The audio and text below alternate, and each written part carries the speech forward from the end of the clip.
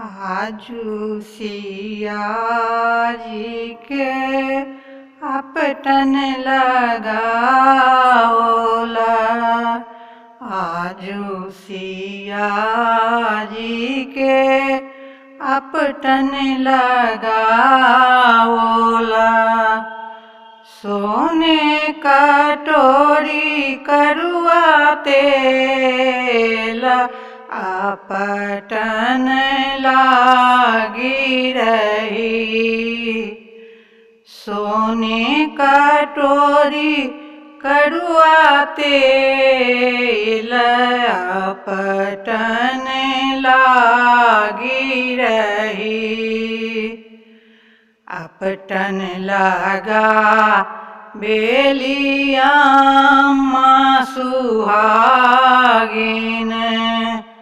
अपटन लगा बेली अम्मा सुहागिन।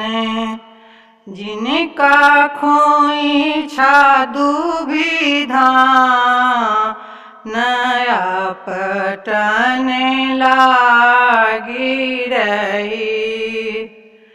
जिनका खोइछा दुभिधा नया अपटन लागी रही।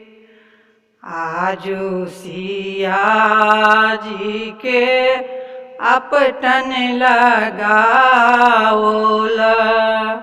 आजू सिया जी के अपटन लगाओला।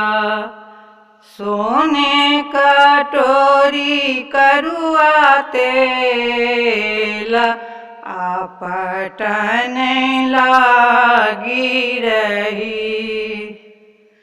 सोने कटोरी करुआ तेल अपटन लागी रही। अपटन लगा बेली चाची सुहागिन। अपटन लगा बेली चाची सुहागिन। जिनका खोइछा दुभिधान अपटन लागी रही। जिनका खोइछा दुभिधान अपटन लागी रही। आजू सिया जी के अपटन लगाओला। सोने कटोरी करुआ तेल अपटन लागी रही। सोने कटोरी करुआ तेल अपटन लागी रही। अपटन लगा बेली भाभी सुहागिन। अपटन लगा बेली फुआ सुहागिन। जिनका खोइछा दुभिधान अपटन लागी रही। जिनका खोइछा दुभिधान अपटन लागी रही। आजू सिया जी के अपटन लगाओला।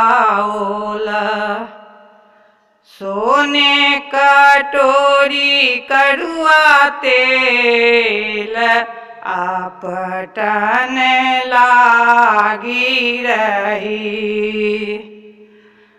सोने कटोरी करुआ तेल आपटन लागी रही। आपटन लगा बेली बहिनी सुहागिन।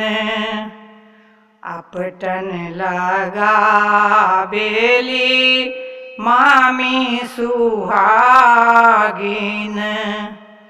जिनका खोइछा दुभी धान आपटन लागी रही। जिनका खोइछा दुभी धान आपटन लागी रही। आजू सिया जी के आपटन लगाओला।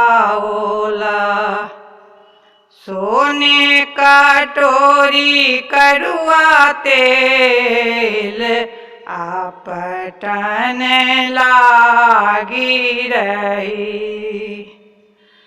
सोने कटोरी कड़ुआ तेल आपटन लागी रही।